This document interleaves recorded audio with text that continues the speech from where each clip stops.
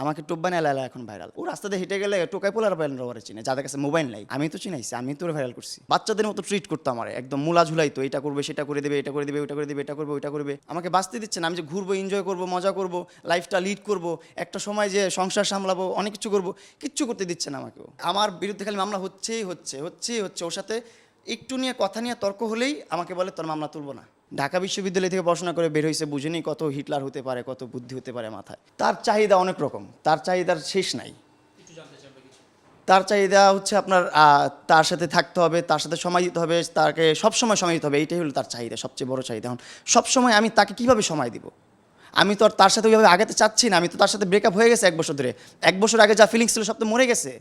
Feelings তো নাই ওর জন্য, আর আমার কোনো এক বিন্দু পরিমাণ ফিলিংস নাই। কিন্তু ও তো আমাকে আগাতে দিচ্ছে না, আমাকে ওইখান থেকে বের হতে দিচ্ছে না, আমাকে বাঁচতে দিচ্ছে না। আমি যে ঘুরবো, এনজয় করবো, মজা করবো, লাইফটা লিড করবো, একটা সময় যে সংসার সামলাবো, অনেক কিছু করবো, কিচ্ছু করতে দিচ্ছে না আমাকেও।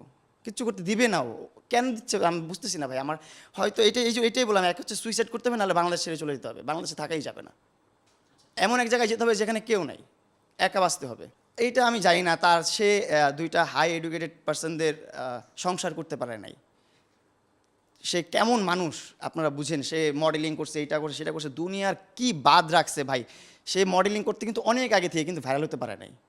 ভাইরাল হয়েছে এই যে আমাকে টোপ বানায়, আমাকে টোপ বানায় লায়লা এখন ভাইরাল। এখন লায়লার অনেক শুভাকাঙ্ক্ষী, অনেক ভালোবাসা মানুষ, অনেক ফ্যাম, অনেক অনেক কিছু।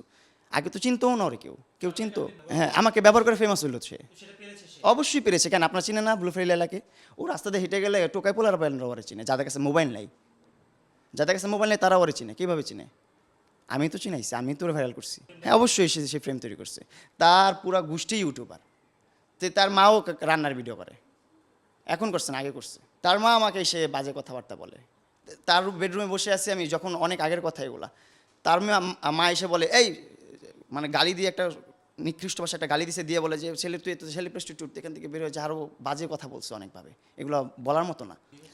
না, ও আমাকে বিয়ে করতে বলতেছিল। আমি বলছি ঠিক আছে তোমার। তখন ওর প্রতি আমি অনেকটা উইকও হয়ে গেছিলাম, এমনও ইন্টেনশন চলে আসছিলো যে না, ওর সাথে সারা জীবনটা পার করে ফেলবো।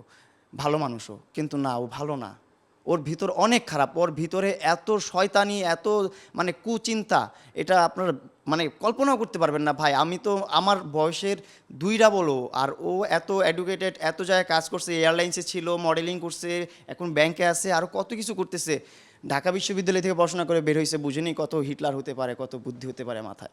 সো ও এমনভাবে ট্রিট করতো, বাচ্চাদের মতো ট্রিট করতো আমার, একদম মুলা ঝুলাই তো, এটা করবে সেটা করে দেবে, এটা করে দেবে, ওটা করে দেবে, এটা করবে ওইটা করবে, তো ঘুরবে, এটা করবে।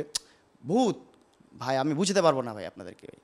ও একদম মানে একটা ট্র্যাপে পড়ে গেছি আমি ভাই। আমি আপনার এক্সপ্লেন, আমি তো ভাবতে গেলে আমি পেঁচায় যাই ভিতরে, যে কেউ কই ছিলাম আমি 3-4 বছর, কি করলাম আমি। এই 1 বছরে দেখেন এখন আমার চেহারার কী অবস্থা। এই 1 বছরে আমি যখন জেল থেকেও বেরিয়েছি, তখন আমার কত সুন্দর চেহারা ছিল, কত ইয়া ছিল। এখন শুকায় টুকায় কী হয়ে যাচ্ছে, টেনশনে শুকায় যাচ্ছি আমি। আমার টেনশনে শরীর নষ্ট হয়ে যাচ্ছে, যে আমার বিরুদ্ধে খালি মামলা হচ্ছেই হচ্ছে। ওর সাথে একটু নিয়ে কথা নিয়ে তর্ক হলেই আমাকে বলে তোর মামলা তুলবো না। না, এগুলো আসেনি।